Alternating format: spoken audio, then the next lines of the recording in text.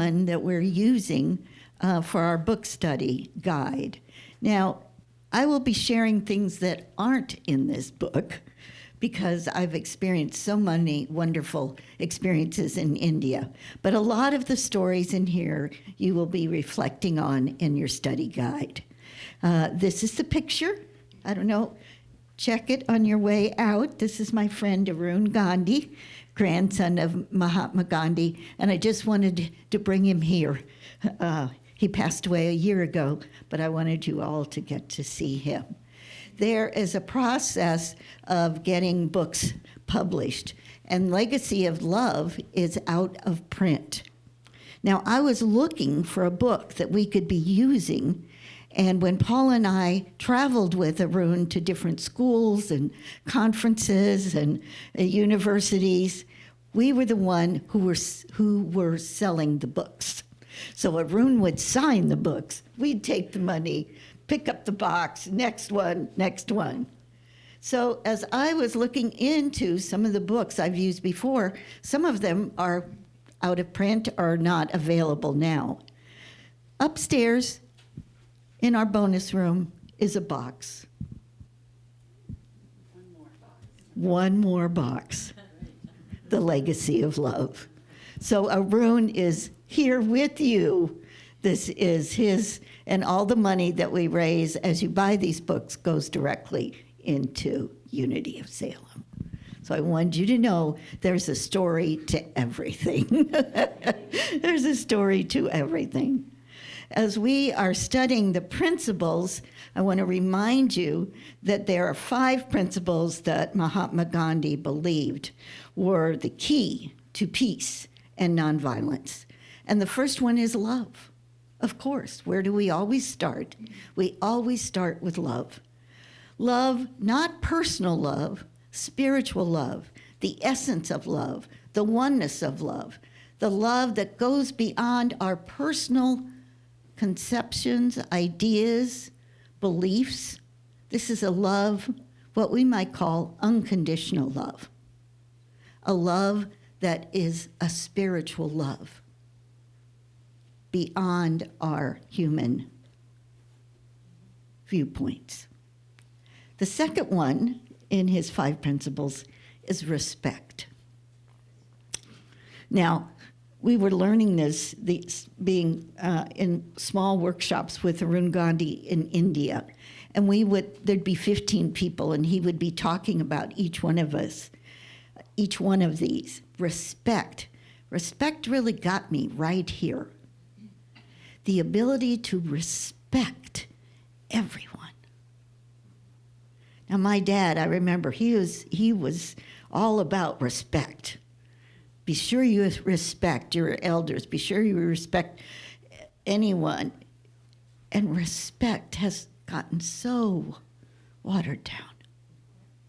We've forgotten about how to respect everyone, whether they are homeless, living in a mansion, whether they're serving us food, or they're our doctor. Respect. Do we respect the spiritual being that they are? Everyone. No matter whether we are on the same idea path, respect. The next one is, now you think respect got me? Understanding. That I could understand that they believed differently than I did. And that was okay. That's understanding.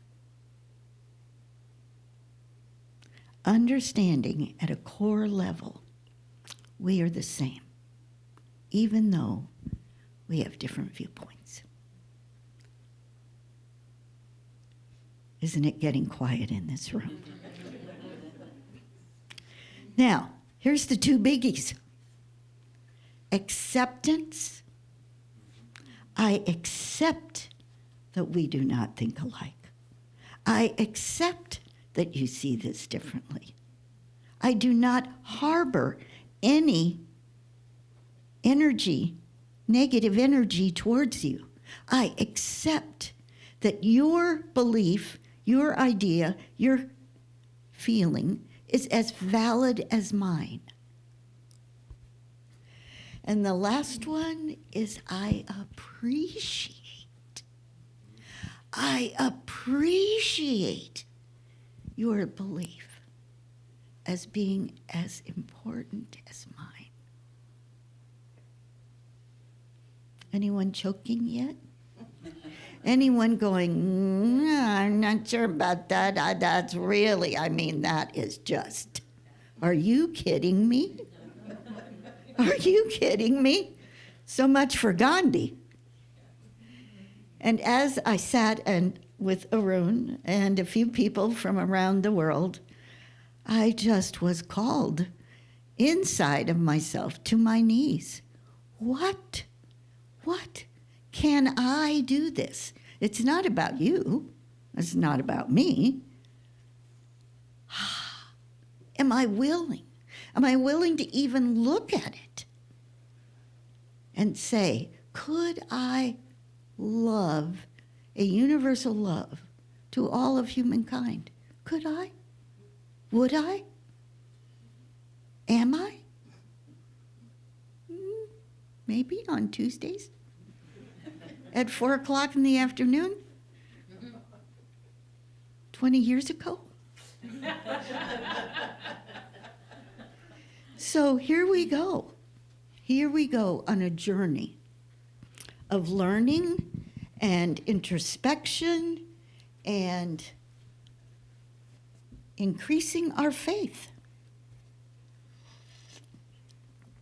Here's a quote from Gandhi. My religion is based on truth. My religion is based on truth, not on a person, not on an ideology. It's based on truth. Here's another quote from Gandhi. He put it this way: nonviolence is strength and courage without retaliation.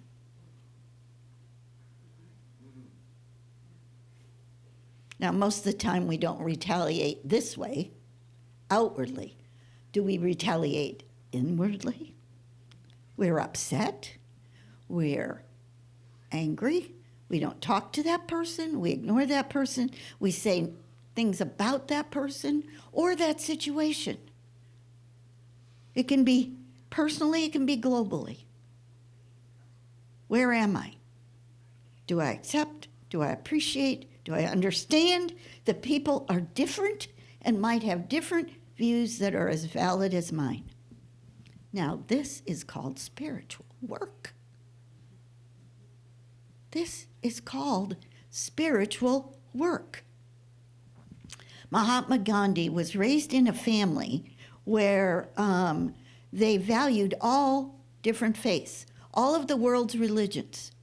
And his great-grandparents went to many kinds of services. Now in India, there's Zoroastrian, and there's Hinduism, and there's Muslim, and there's Baha'i, and there's Buddhism, and there's Hinduism. There's a quite, as there is in America, quite a cafeteria of different faiths. And they went to all of them, and they honored all of those faiths.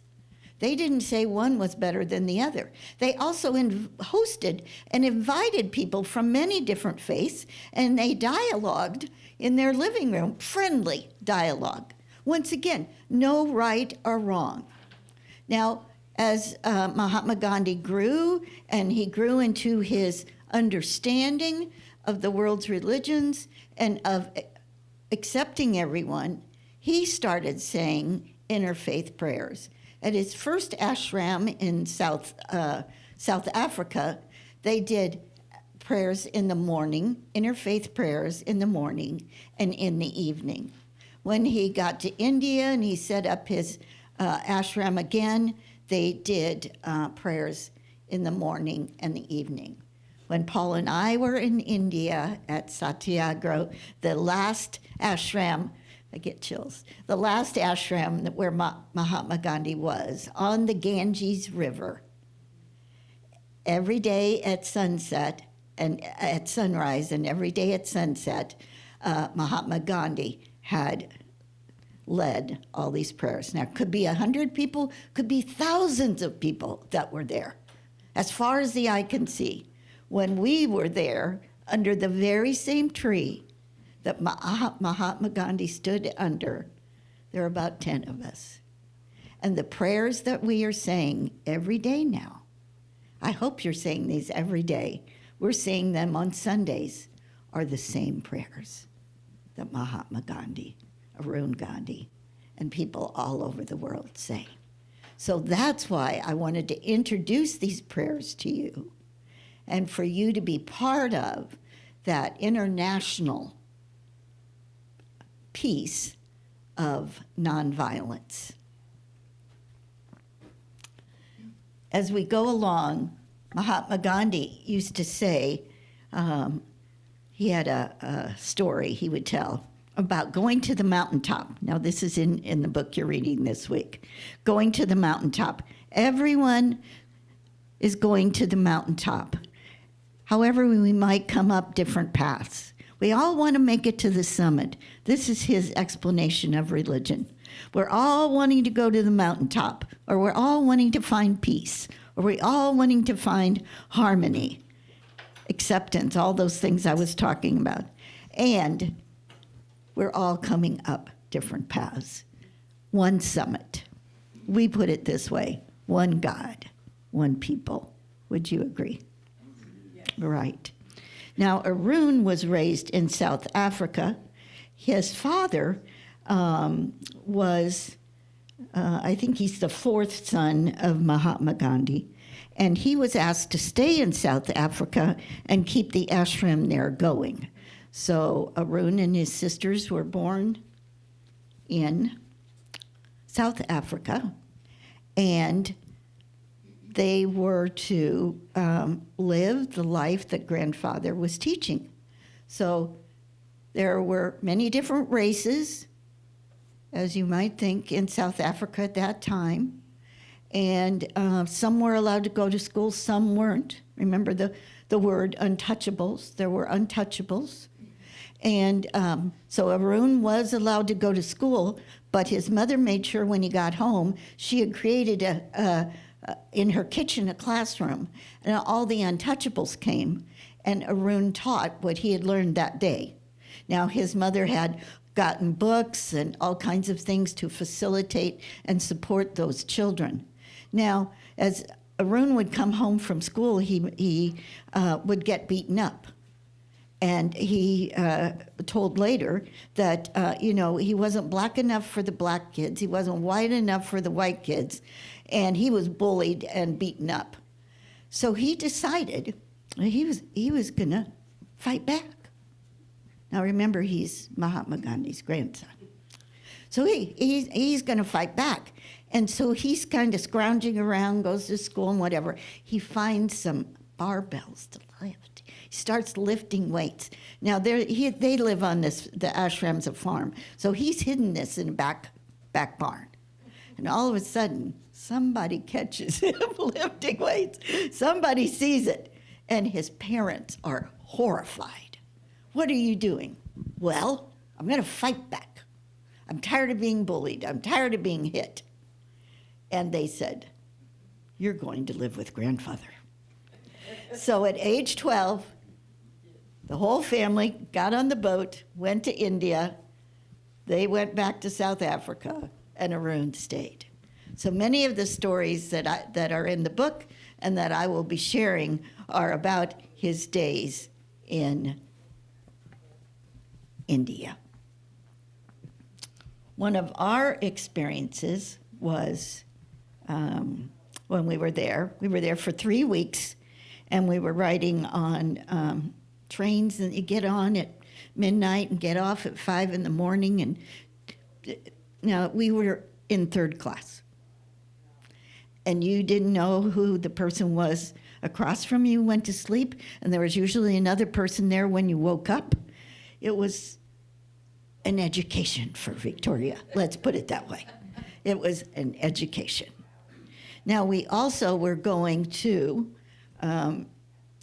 slum schools. We were going to actually schools on a dirt floor.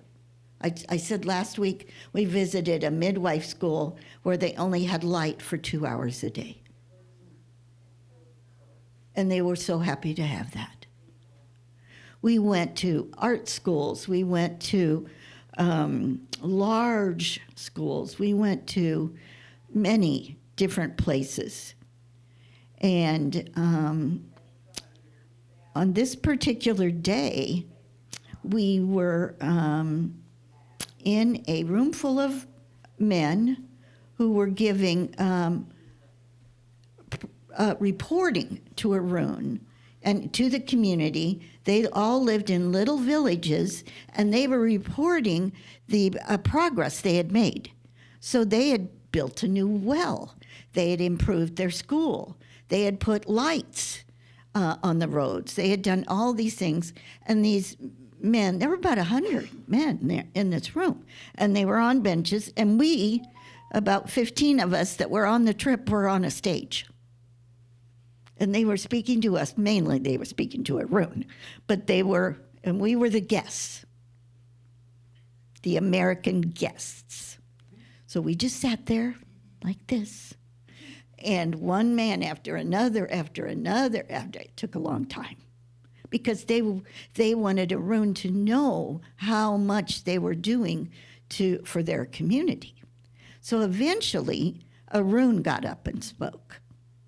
And then Arun selected them and said what a great job they did. And then they made a presentation, and he got a plaque. And then they brought out the tea, the chai, and we all had chai. And we're just sitting on the stage, just looking.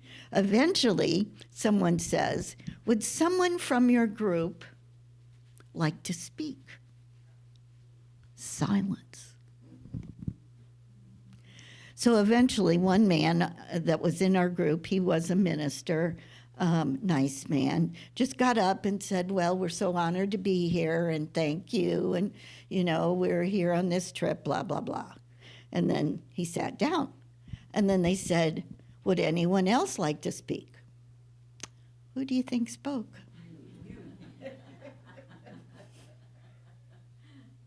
This little inner push. Okay. What am I going to say? Here we are again. What do I say? So I stand up. The group behind me goes, "Oh!" They have no idea what I'm going to say. I said, "I'd like to recognize the women in the back of the room."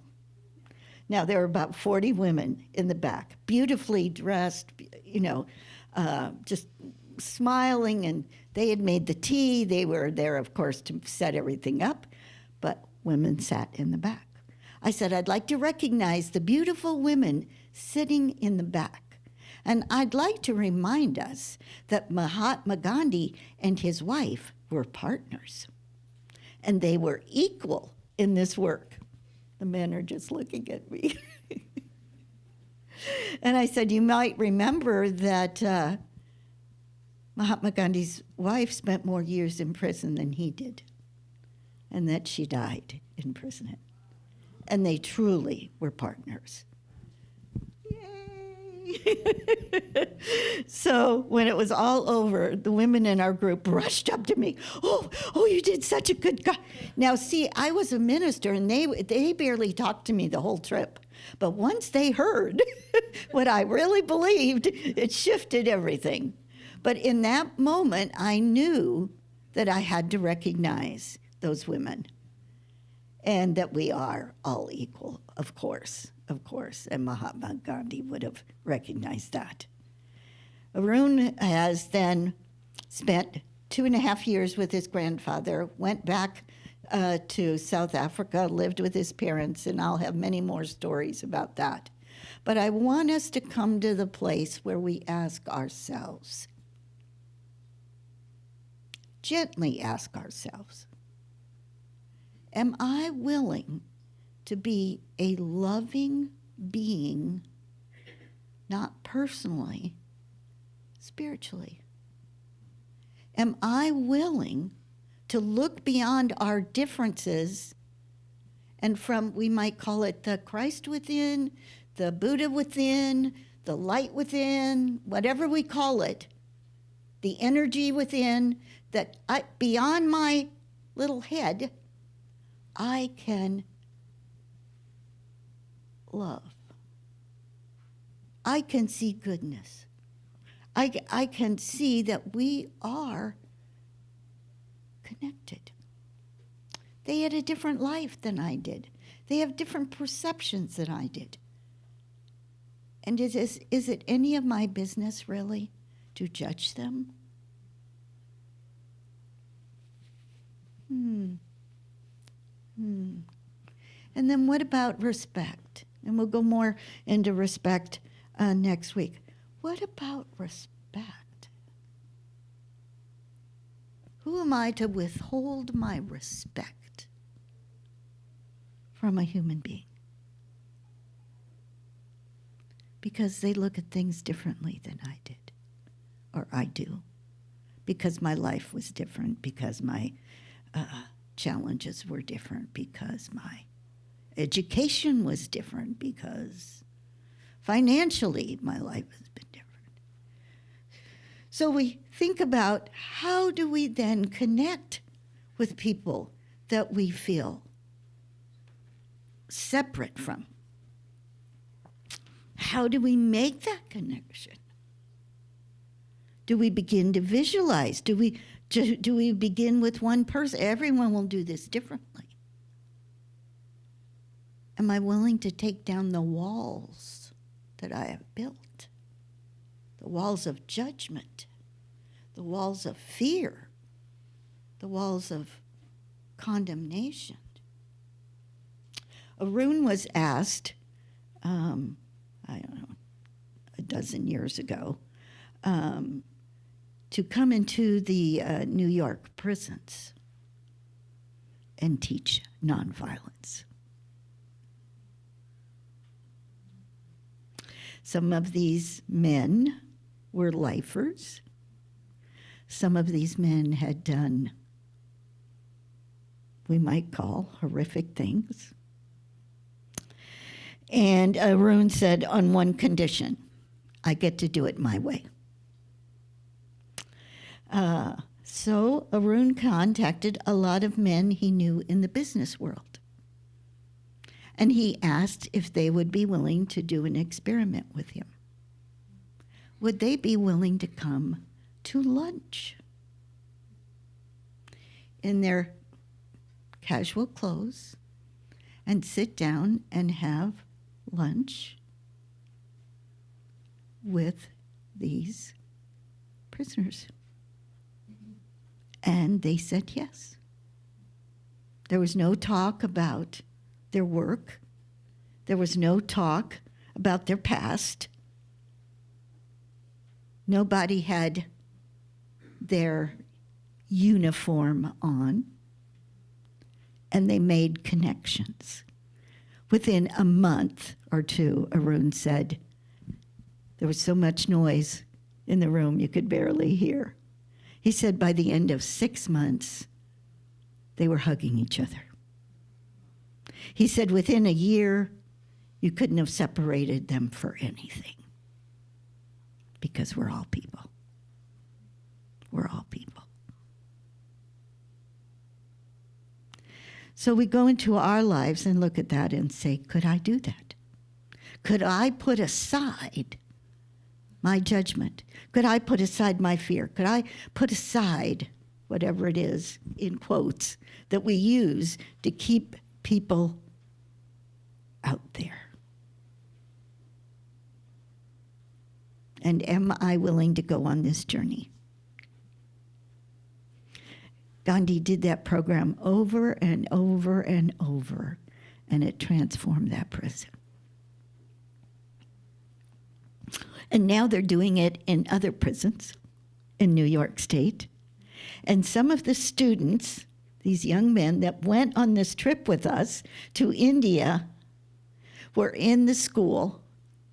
They weren't part of the experiment, but they were studying, getting degrees. It wasn't called nonviolence, but they were getting degrees in how to bring people together, how to break. It's almost like a disease we have, this judgment, this fear. And we're so afraid of it. And all we have to do is start with one little thing. One little thing. I'm not going to ask if you're willing. Let's wait. Let's go a little farther. Is your mind turning? Are you here? Is your mind turning?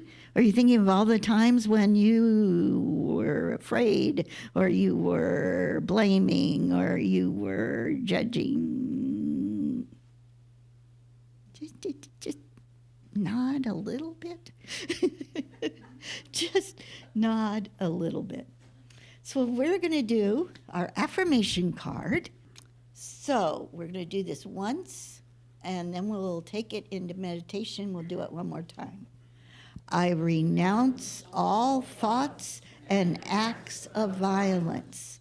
I express the peace of God as I walk and work in ways of gentleness. Now we realize that the acts of violence we probably do are not physical. They're not physical. They're mental. They're judgmental. They're emotional. Let's do it one more time. I renounce all thoughts and acts of violence. I express the peace of God as I walk and work in ways of gentleness. Wow. So put those papers away. Just a little music. Oh, I love the in ways of gentleness. Everyone here has a way of gentleness. Has a certain smile, a certain thought, a certain feeling. I'd just like for you, as you relax and let go of all of your to-dos and to-das, that you allow yourself to feel gentleness.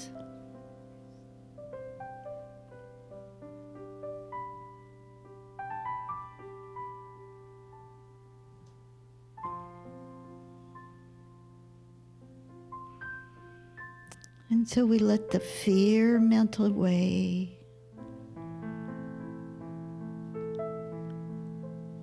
Any feelings of upset or disappointment melt away. And the true energy of who we are is gentleness.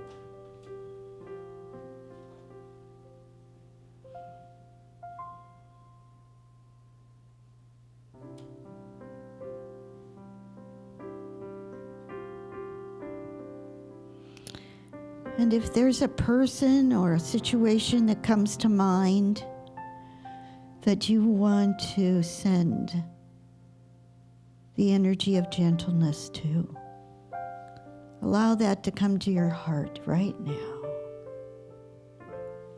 I am sending you the energy of my gentleness.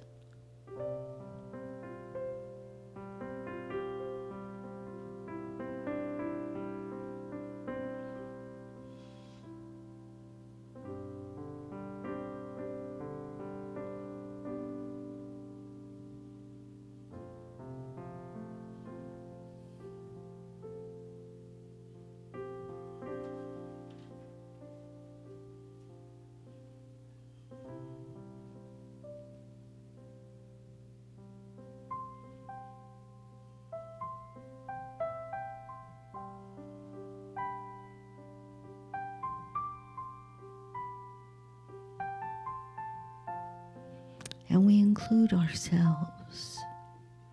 I am gentle with myself. I am gentle with myself.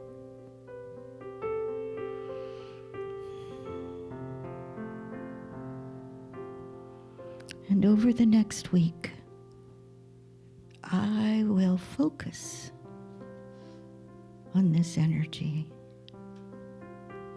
letting that negative energy dissolve.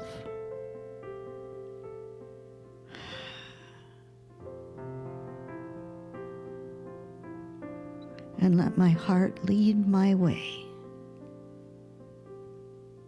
in so many situations.